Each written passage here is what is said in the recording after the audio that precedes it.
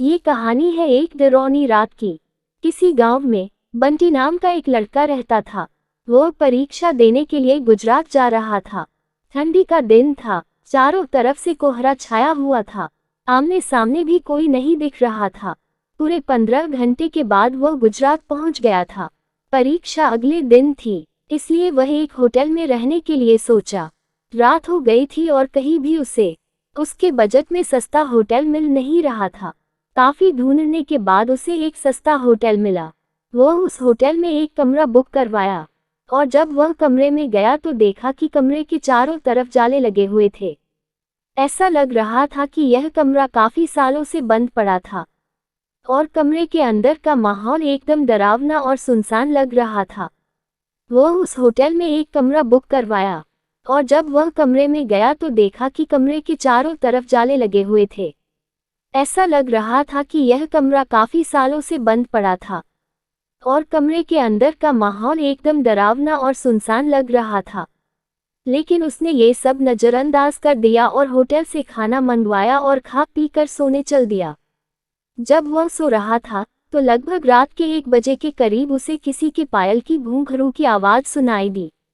वह रात बंटी तुरंत नींद से उठ गया और जल्दी से खिड़की के पास गया, ये पता करने के लिए को इतनी रात को किसकी पायल की आवाज सुनाई दे रही है और इस सुनसान रास्ते में कौन आधी रात को घूम रहा है, क्योंकि वहां होटल में बंटी और मैनेजर के अलावा कोई भी नहीं था।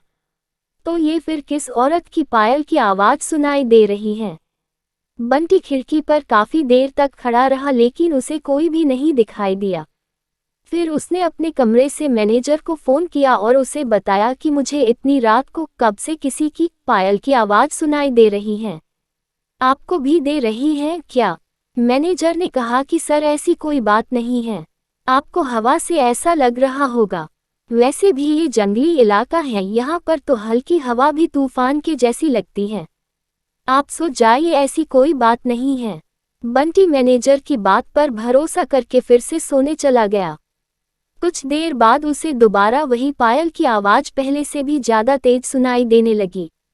इस बार उसने अपने कमरे का दरवाजा खोला और सीधा होटल के बाहर देखने के लिए चला गया।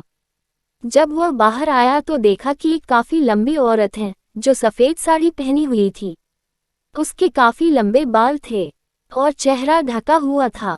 वह अपने हाथ में एक नारियल ले करके होटल के चारों तरफ चक्कर लगा रही थी। ऐसा लग रहा था कि मानो अपने पायल की आवाज से किसी को बुला रही है।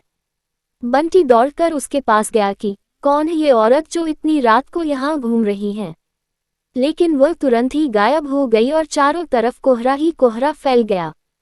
बंटी भी थोड़ा घबरा गया क्योंकि जिस औरत को वह सामने से देखा था अब वो नहीं दिख रही थी। बंटी अपने होटल में वापस जाना चाहा लेकिन फिर उसे दोबारा पायल की आवाज सुनाई देने लगी। बंटी अब उसे ढूंढते हुए जंगल की ओर जाने लगा। चलते चलते वह अपने होटल से इतनी दूर आ गया उसे पता ही नहीं चला। फिर उसने उस घने जंगल में कुछ ऐसा देखा कि उसका दिल दहल गया। उसने देखा कि उस औरत ने एक पीपल के पेड़ के नीचे 5-6 लाश रखी थी और बारी बारी से एक एक को नोच नोच कर खा रही थी। उसका मुंह खून से लथपथ था और चेहरा भी एकदम डरावना था। बंटी जब ये सब देखा तो उसके पांव तले जमीन खिसक गई। ये सब नज़ारा देखते ही उसे डर के साथ साथ रोना भी आने लगा कि वह चुड़ैल अब मुझे भी मार देगी, क्योंकि अपने पायल के आवाज से यहाँ तक तो मुझे लेकर आई है। लेकिन उसने हिम्मत से काम लिया और हनुमान चालीसा पढ़ते पढ़ते धीरे से वहां से भाग गया ताकि भूत उसे देख न ले, लेकिन भूत तो भूत होते हैं। बंटी जैसे ही वहां से भागने की कोशिश किया वो चुड़ैल अचानक उसके सामने आ गई। भागते भागते सीधा वह अपने होटल वापस आ गया। वहां थोड़ी देर रुका तो उसे एक आदमी दिखाई दिया। उसे देखकर ऐसा लग रहा था कि यह अच्छा आदमी है। वो बंटी के पास आकर बोला, अरे भाई क्या हुआ तुम्हें, इतना डरे हुए क्यों हो? बंटी ने सारा किस्सा उस आदमी को सुनाया तो उसने बताया कि भाई तुम बहुत किस्मत वाले हो कि आज तुम बच गए। वो भूत किसी को भी नहीं छोड़ती। और तुम इस होटल में क्या कर रहे हो, इसको तो बंद हुए काफी साल हो गए। बंटी जब उस आदमी का इतना बात सुना तो उसका डर कर मारे पसीने निकले लगे। फिर वह आदमी बताने लगा कि इस होटल में बहुत साल पहले एक लड़की के साथ 4-5 लड़के उसका भयानक तरीके से रेप करके मार दिए थे। लड़की तो मर गई लेकिन किसी को भी नहीं छोड़ी, और जो भी रात के समय में इस रास्ते से गुजरता है सबको अपने कब्जे में कर लेती है और मार देती है। और कुछ दिन बाद इस होटल पर पुलिस का छापा पड़ा, तब से ये होटल बंद है।